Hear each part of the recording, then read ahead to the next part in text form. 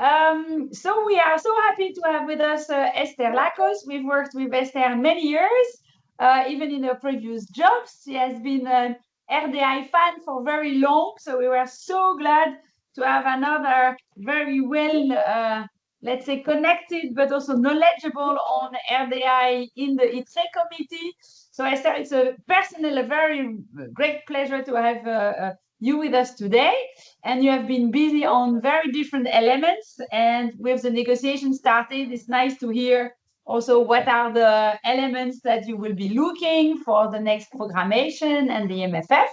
So we thought, well, with all the work you've done also on widening and the discussion, you had some of our members providing inputs to your task forces on widening. And we thought, hey, let's have Eszter talking a little bit of the experience of the crazy beginnings as an MEP, but also telling what the key dossiers are at the moment and where you guys are looking at. So Eszter, congrats again. And I'm sure now we will call you a seasoned MEP with all the discussion you had to face. And now probably with negotiation on who will be rapporteurs and others, you're probably seeing even more. And quite a big role of the parliament coming up. So we need more of you experienced RDI lovers, I think, in the parliament. So happy to have you with us. And with no due delay, I let you the floor. We do presentations and then we will do Q&A. For the participants, if you have questions, you can already drop things on the chat. I will pick that up and then we will do a round of Q&A after Eszter's presentation. So Eszter, the floor is yours. Thank you so much for taking the time for us. Thank you, Muriel, for this very nice and praising words. I hope to live up to the expectations. And also good afternoon to everybody. I would not overwhelm you too much with the slides, but I would like to start with a general picture and then, delving more into the FP and then also very much on widening. And I hope it will be interesting for you. We had Commissioner Zaharieva also this morning in the European Parliament, by the way. So next slide, please. So just some words about this current MFF, which will be, I think, as usually the MFF negotiations anyhow are quite bumpy negotiations. It's 2 trillion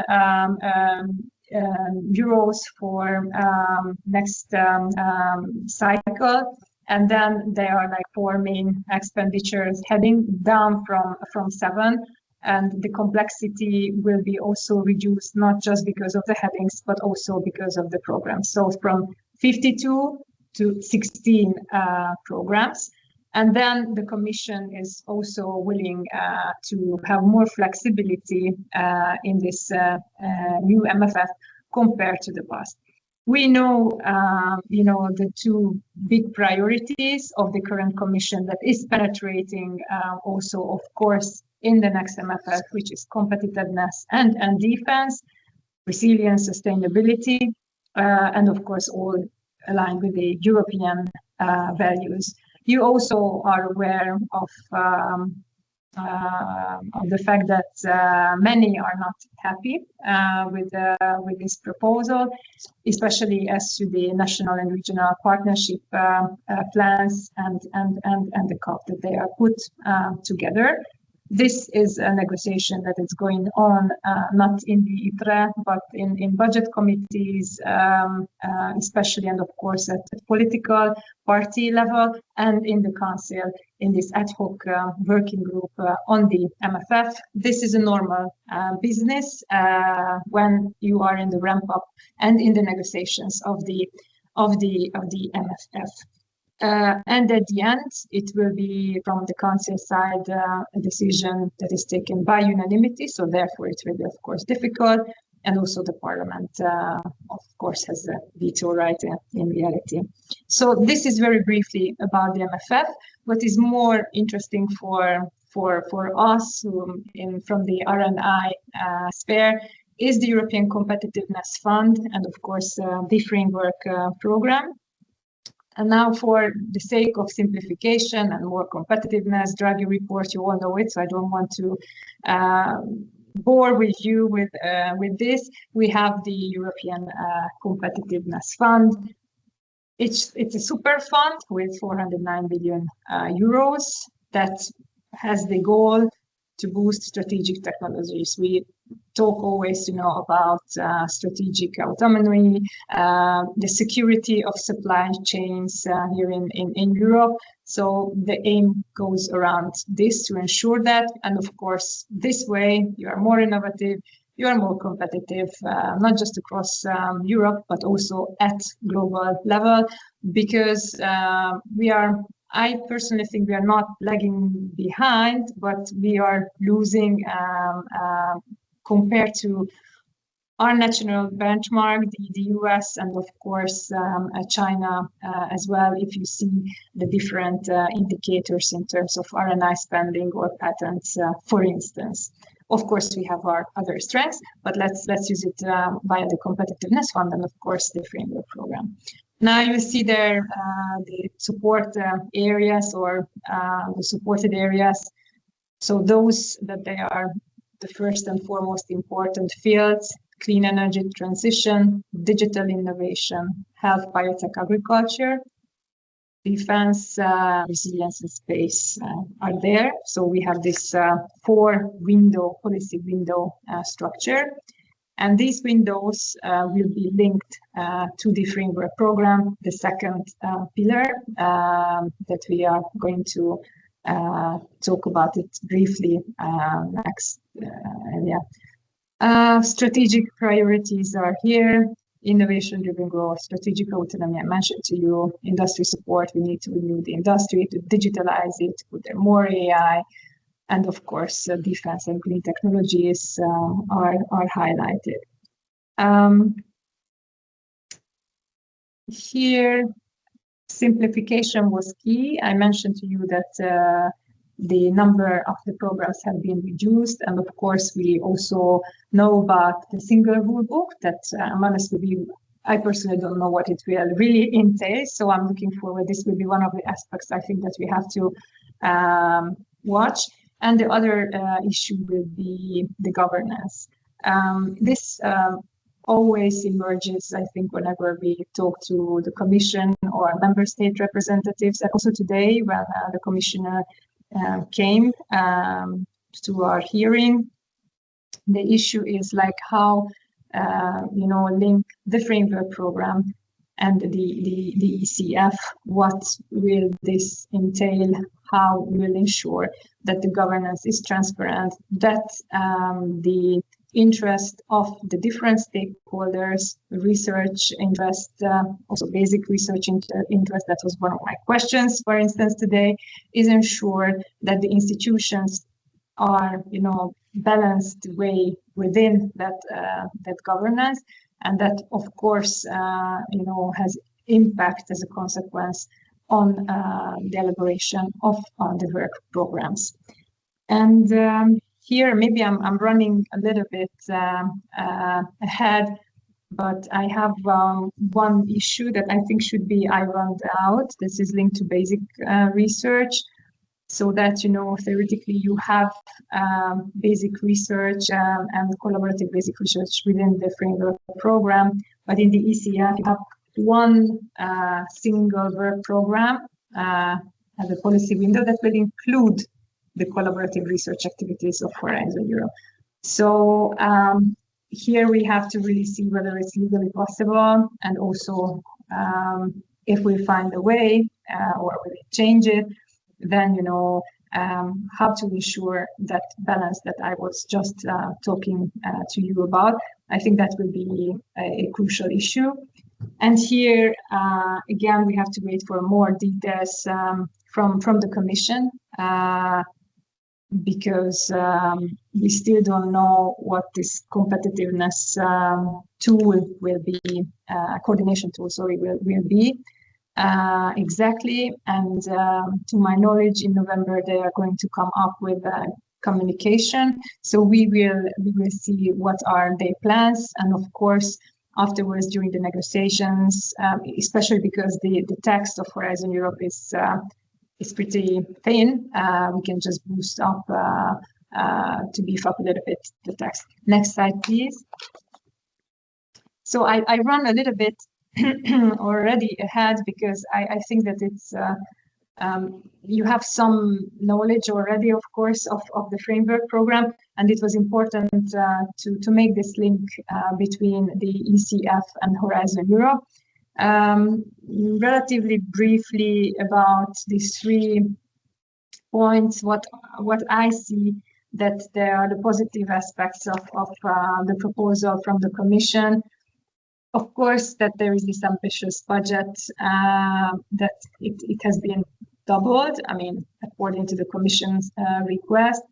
And of course, the 3rd pillar and the 1st pillar are winners, and they have really consistent increase. Of course, we are never happy, you know, but it is to be, I think, appreciated, especially considering the current circumstances.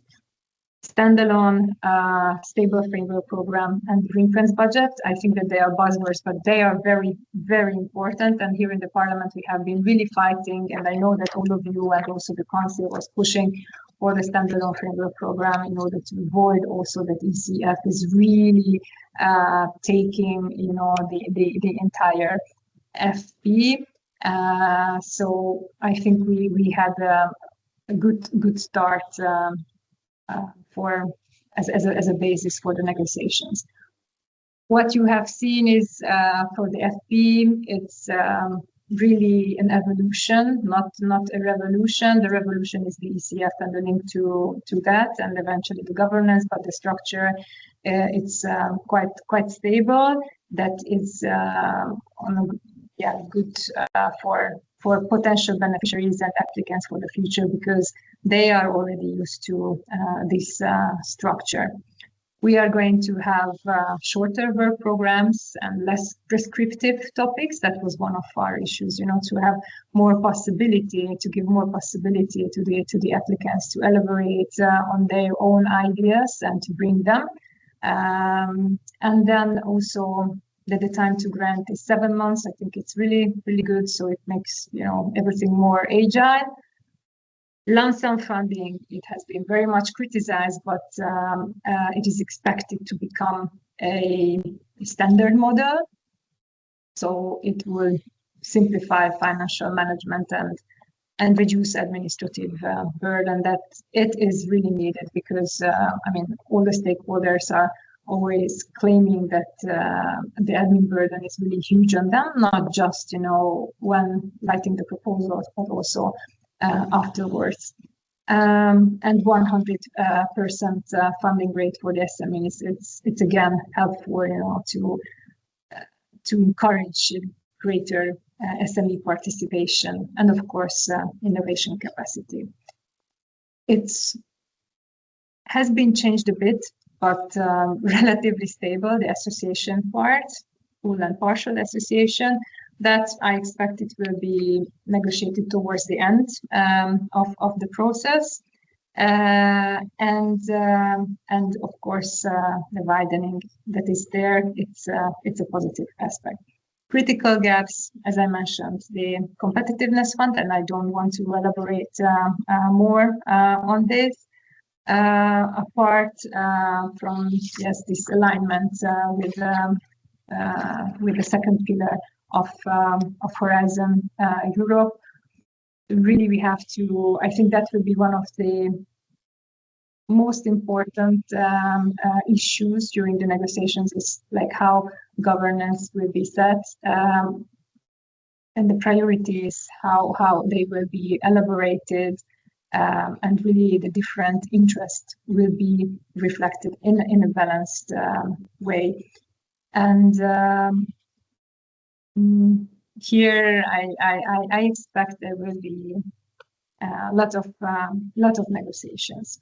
Other questions and gaps are that it's not clear to me, for instance, how the national and EU level strategies will be aligned. And also, for instance, the moonshots, we still have to discuss on those.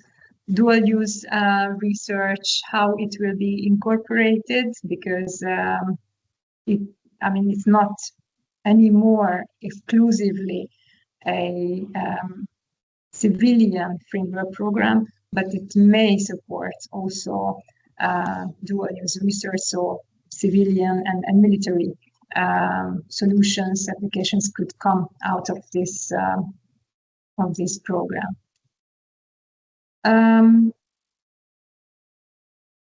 And last word on the gap is that simplification. I'm not entirely convinced that the entire package at the end will be simplification for the applicants. On the surface, it could look good. However, I don't see yet the reduced admin burden. Okay, the lump sum could help with that, but in writing the proposals and also how simplification will be done for smaller actors, widening countries and newcomers is still to be seen. And I see this framework program proposal as an opportunity, and also to connect the two funds, because one is for R&I, the other one is for deployment, and really we have to, on the one hand, unlock the talent and unlock the industrial potential, and the other one is to really support the deployment and the uptake. So we have the possibilities, but we have to grab right during the negotiations. And now if you go to the next slide, I would enter into the widening proposal. I mean, there are several questions, of course, but I'm pleased that the Commission made the proposal on widening, because it shows, the commitment towards this instrument, and they acknowledge that it is an issue at European level. And I have always said that this is, we have to make the case, of course, every single time when we have a new legislative cycle for the framework program. But if you think of the fact that we really have to compete globally, Europe is stronger if we compete together, and we are strong together. So there's more convergence in our capacities, in our economies. So therefore, we should not, forget about this internal gap within the EU. And just to tell you some numbers, because to me they were very interesting based on the Horizon midterm evaluation, is that basically the funding has increased from 9 to 14% for widening countries between Horizon 2020 and Horizon Europe. The average success rate was from non-widening 18 to 96, yes. And then the share of submission from widening countries was an average 26%.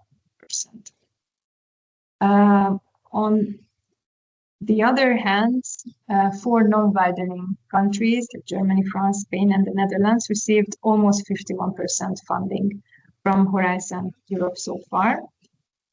So we see really the concentration of the funds. We can investigate and we could discuss why is it like this, but it's just the fact that I would like to, mention based on this information sheet that I have in front of me.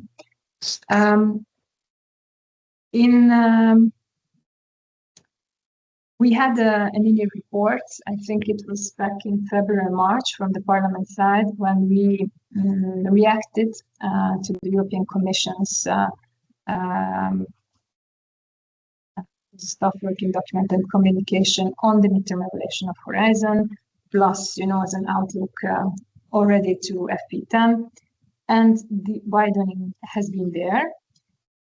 And I think it's important to highlight that the Parliament as an institution acknowledged that the innovation divide persists and that the innovation gap has negative consequences on Europe as a whole.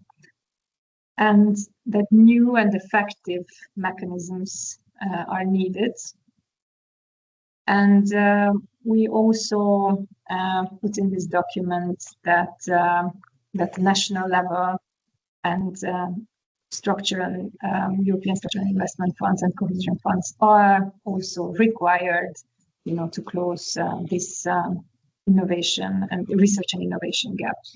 What we put here, it's also the importance of seal of excellence, but of course, you know, it doesn't resolve all the problems of this word. But from our side, there is a commitment towards widening, for sure, which is, I think, a very, very good thing.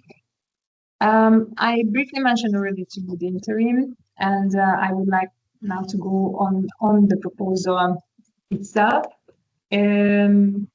It's neither one page, and the Commission created basically two categories of countries, A, B, and according to one of the speakers of our widening event this week in the European Parliament, and then there is a European League, so basically the best and A, B categories. So in his view, it's a three-tier model. But to go back to this proposal, so there are two A and B categories, widening countries and transition countries that are distinguished within these proposals. And of course, we have the different support measures that the Commission intends to activate. Capacity building measures, of course, nobody, I mean, everybody is up for it. And then networking, knowledge valorization, countering brain drain, and dedicated NCP support. But here it comes that the program shall assist widening and transition countries to increase their participation, so in the FP, to promote broad geographical coverage in excellent collaborative projects, and the efforts shall be mirrored by proportional measures by member states. This is something I really don't know what it could be. What does it mean? That, you know, who is going to decide on this? What are the consequences, if there are consequences on that? Is it just an encouragement, an incentive, a political incentive? So it's not clear. I'm sure that it will be clarified during the negotiations, but I think this is to be also taken into account. And then 2030, there is this condition that the widening countries, in order to be able to participate in capacity building measures, they should increase their real expenditure of the GERT, basically, and compared to the year prior to it. Also, this one is, I think, far from being clear. So these will be surely issues that they are going to be discussed, and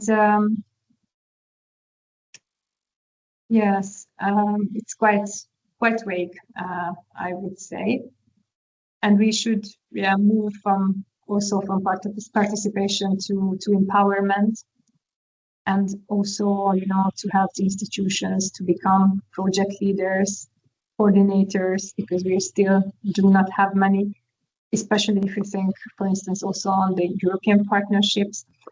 So there is an ample way still to go.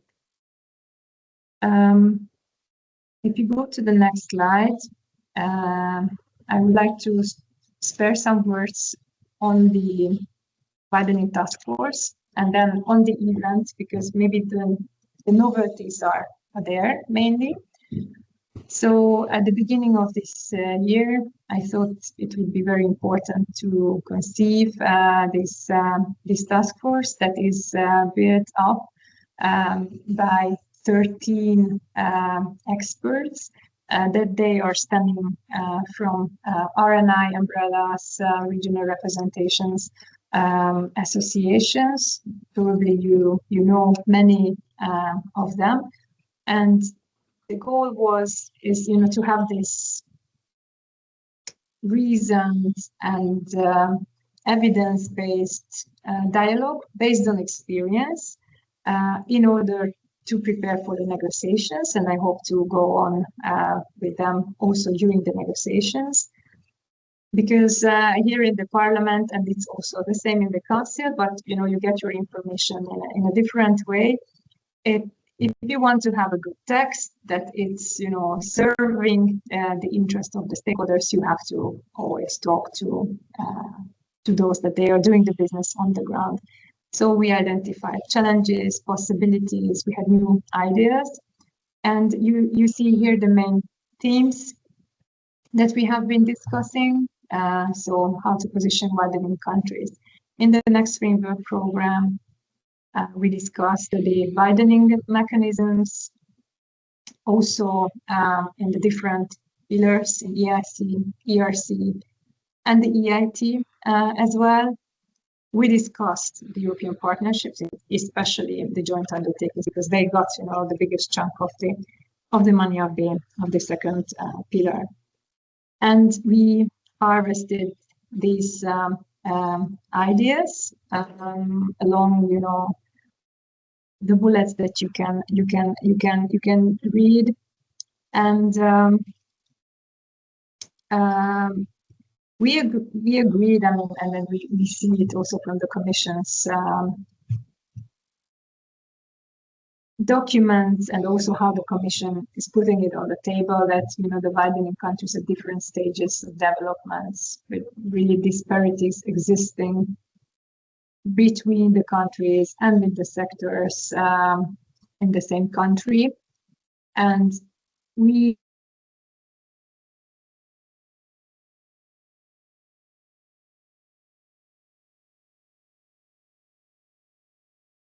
I think we lost. So let's connect. Yeah, probably one connection problem. Okay. Yes, I'm sorry. I'm sorry. I don't know what has happened. I'm sitting in the parliament, and I just got the notice. Got the cyber attack. So I'm sorry for the hiccup. I will speed up now. Just some words about the task force and about the main ideas, because some colleagues has mentioned this also at the event on Tuesday, that basically there is wide support, not exclusively by everybody who participated in this task force, but there is a wide support on mainstreaming widening, and of course keeping also the widening measures. There were ideas and recommendations that were harvested by this task force, and I find this very interesting and feasible. Also, that like a 5-10% like budget reserve could be done within the course, and if you are above the threshold, this could be used for those consortia, for instance, that they are coordinated by widening countries, or the more widening countries there are. So have this preference, but always based on excellence. And this is something that I would like to stress, that nobody wants to dilute excellence. Everybody agrees on this. So keep calm. The other was as an idea and recommendation is top-up funding for coordinators from widening countries. Now in my capacity as an MEP, I see also other programs that they are really boosting industrial capacities, and they have bonuses, for instance, in defense programs in certain cases. We also talked about dedicated instruments like early career research grants. So it could be a new widening instrument for early career researchers to launch smaller scale collaborations and like this, promote next generation leadership, or like bottom-up calls with smaller consortia. I mean, we know it from evidence that widening countries perform better if they are in smaller consortia. No, sorry, I did not express myself correctly. Not perform better, but they have more chances to enter in smaller consortia, and especially good also for the newcomers. And also what is important is to generate impact. So it would be great, to have pilot lines, more infrastructures, also in widening countries. So it is not concentrated anymore, and they are really involved, and they can put also complementary funding in it. And especially, I think it would be great to use those infrastructures that they have been built up, also thanks to the ESIF funds and the national funds, but also structural funds, and we really take advantage of these. So these were some of the recommendations of the task force. And if you go to the next, and I think the almost last slide, I would like to talk a little bit about our event. On Tuesday, we had a keynote from Commissioner Zakharieva, and then two panels. One was policy panel. The second one was from the stakeholders from the task force. And in the policy panel, we had representatives from the Council of the European Union, from the Commission, former presidencies, Minister Shevchivsky, I hope I pronounce his name well, and for me, the main takeaway is that we are committed to have widening, and it is a policy commitment, and it is not just a policy instrument. And several said differently that it's not considered for them as a bargaining chip, but a necessity for Europe, because of this global competition that I mentioned you at the beginning. And like this, if we unite our forces, if we exploit our talent across Europe, we are stronger together. So the Commission, therefore, it considers that it made a more robust proposal compared to the past. In terms of budget, because anyhow the budget is supposed to be doubled. Let's see at the end of the negotiations, but this is the request now, and also in a way it is structured. But it needs, of course, the support of the institutions and the member states. Commitment remained at 3%, but as I said, because of the doubling of the budget, we expect more. And yes, it will be a substantial increase, of course. And we need to have a more agile approach to widening, adapted to the needs of the countries. This was said by Jean-David Malo from the Commission. Then everybody recognizes, of course, that national investments and reforms are key, and the synergies are key as well between the structural cohesion funds and the framework program. That could be better captured, because I mean, we are always talking about this. We try to do our best. Also, last time when we negotiated Horizon Europe, we put there the different 3 types of possibilities, to create these synergies. But if you have different ways of reasoning, thinking, administration, risk-taking approach differs as well, and also the regulations differ, it's difficult, to link them. The opportunity comes once, basically, at the beginning of these negotiation cycles, and afterwards we have to live with with what we get. So there is now requests, you know, to try to have this window of opportunity. We talked about a little bit the indicators as well, because there is a division on whether it is good to have this two-tier approach and the Commission proposal, so widening and transition countries. Some said that that is a no-go, it's not good, we should be united. Some said that the indicator should be refined compared to what the Commission has proposed, and that this indicator has to be robust and transparent, that is able to capture the real progress. So this is far away from being closed, I think, whether we will have one or two group of countries at the end, you know, the final text at the end of the negotiations. The collaborative part, the collaborative research part has to be strengthened through sound governance linked to the ECF that I talked about, and the innovation ecosystems. They have been highlighted that they really deserve a clear and ambitious policy support, because innovation is place-based. And we need them also to scale. And like no talent should be left behind.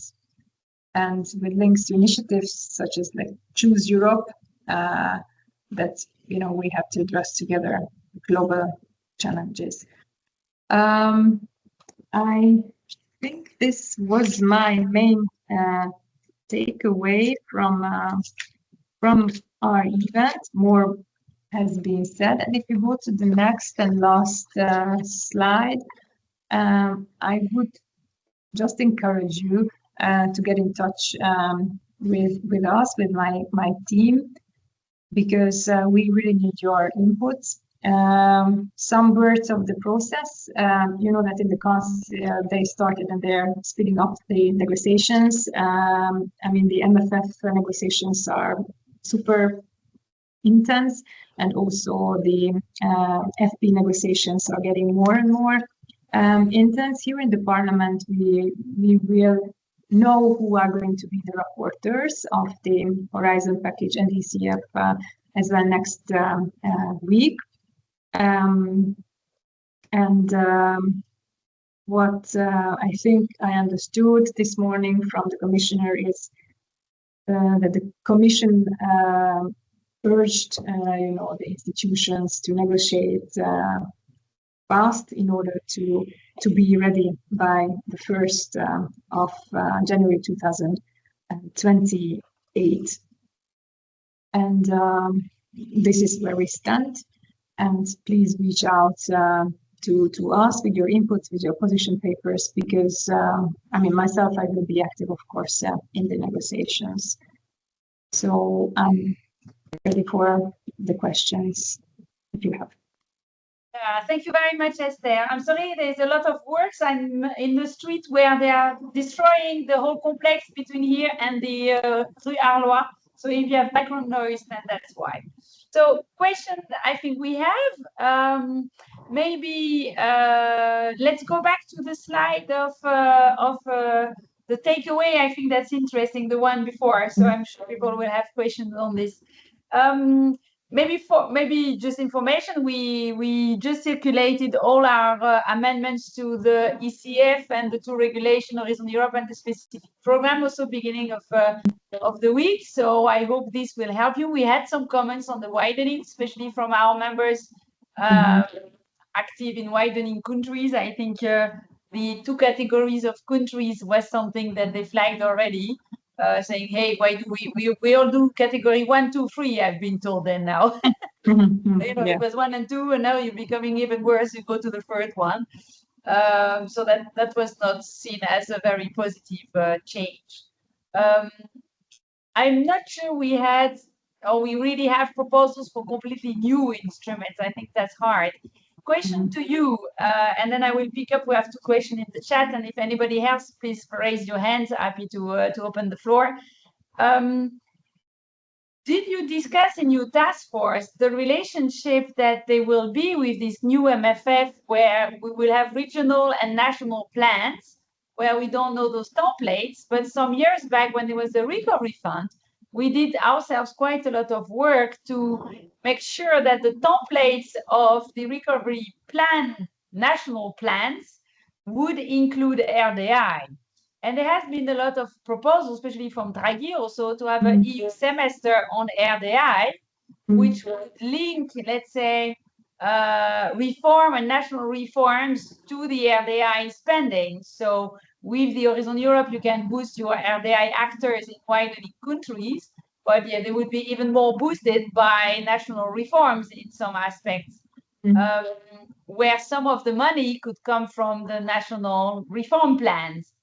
Because that's the whole idea of this pillar 1. Did you discuss this type of links and what smart links could be made in the future if those reform plans will have to come, and how could we promote RDI not only in the widening part of the program, but maybe part where there is even bigger money, which is going to be those reform plan, because you put synergy with the RDF, but the RDF make it look completely different next MFF, which I think there's a lot of political discussion.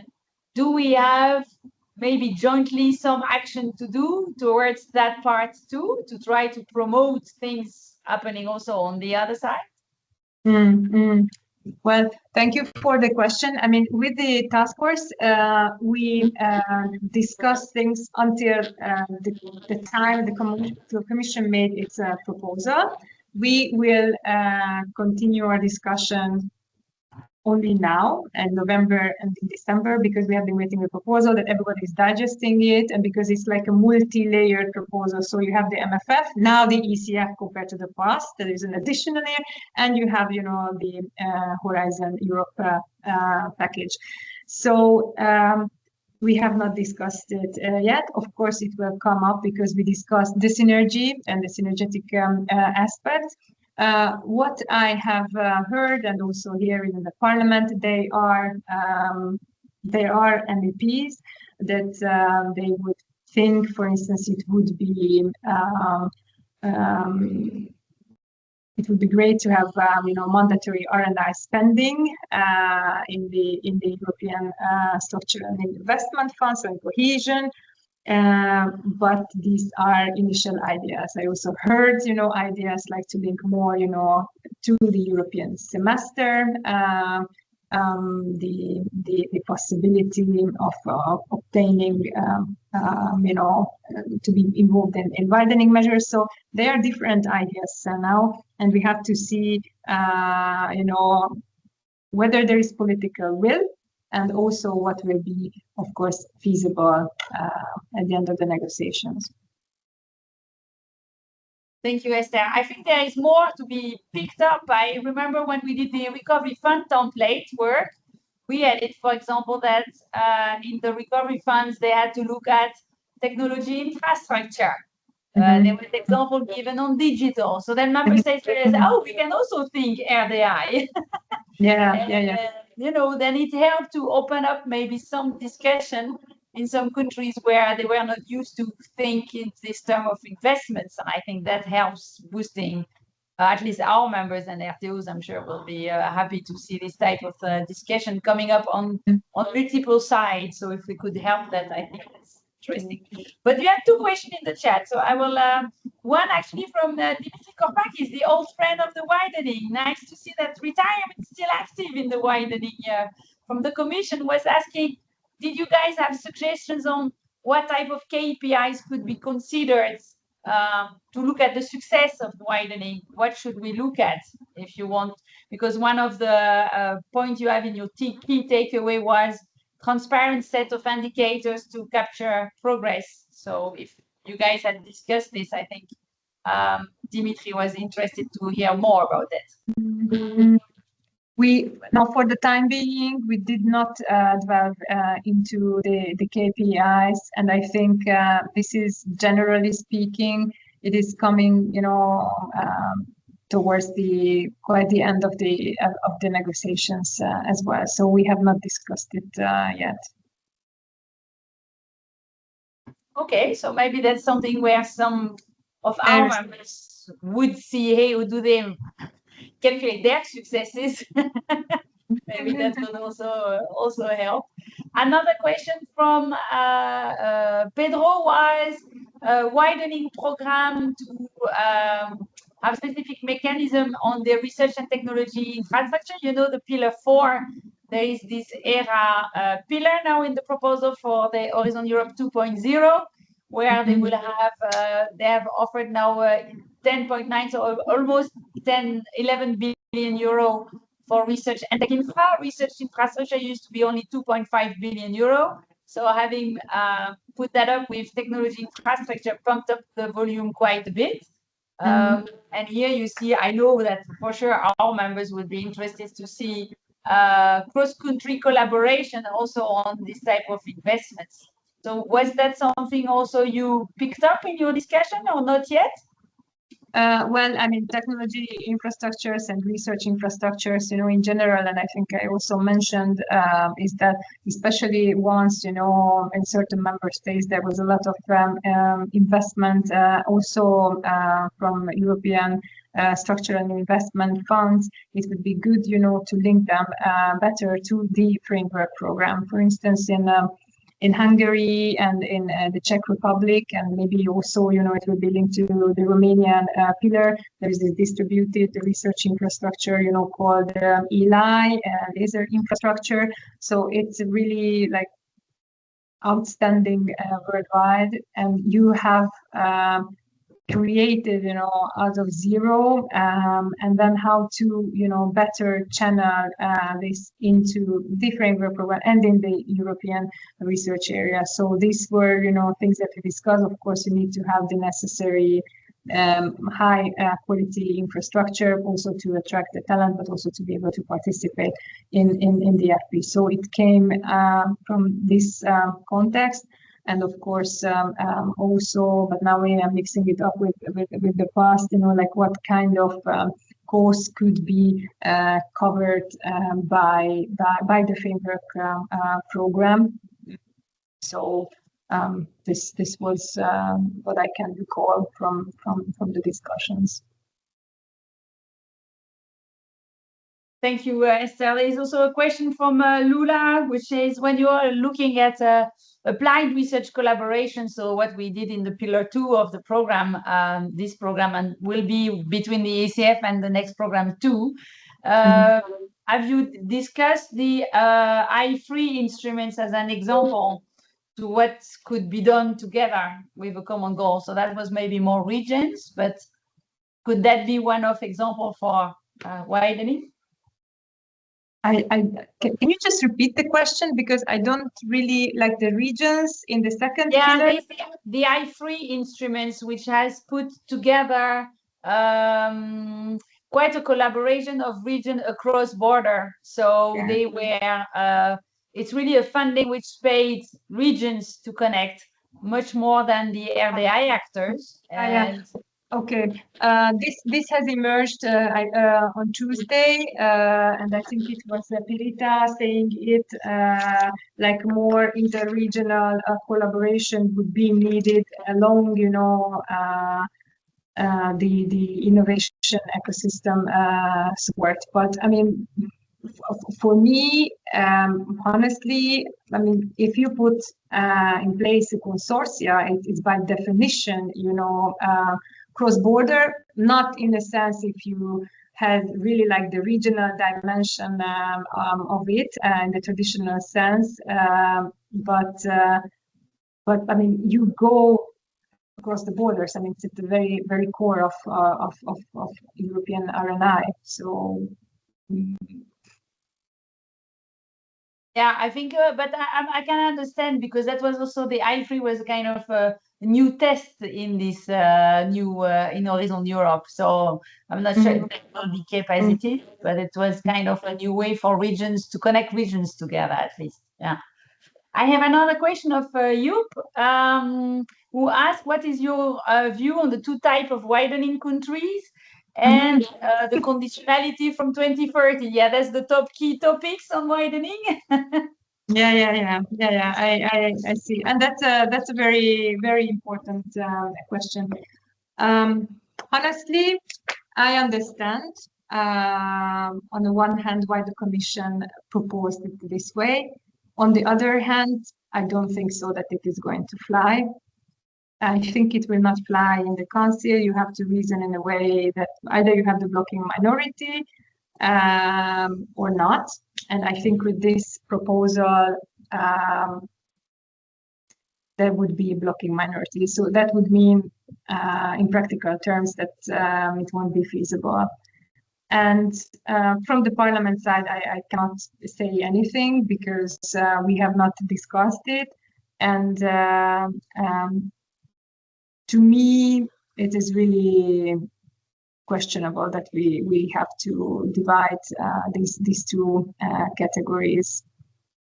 On the conditionality, as I said, it is not clear, how it would be measured, what could be the expectations and what could be the consequences. We have to discuss this. Of course, what we would like to achieve from the R&I field is that more investment is done at national level. I think the Commission is looking for the ways, how to make it more compelling for the member states. On the other hand, we really have to see what, we are agreeing upon. But in principle, incentivizing R&I investment in member states, it is a good cause. European semester as a conditionality, I think it doesn't work because they are, country-specific recommendations, and recommendations are by definition not mandatory. Yes, I remember, I think it was 10 years ago, as EARTO, we went through all the EU semester recommendation of about all the widening countries and asked all the PEMREPs, can you connect to those who are responsible for, the RDI recommendation, where all boost investments and create your tech capabilities? We got zero answer. So I argue that the EU semester has impact when it's linked to money.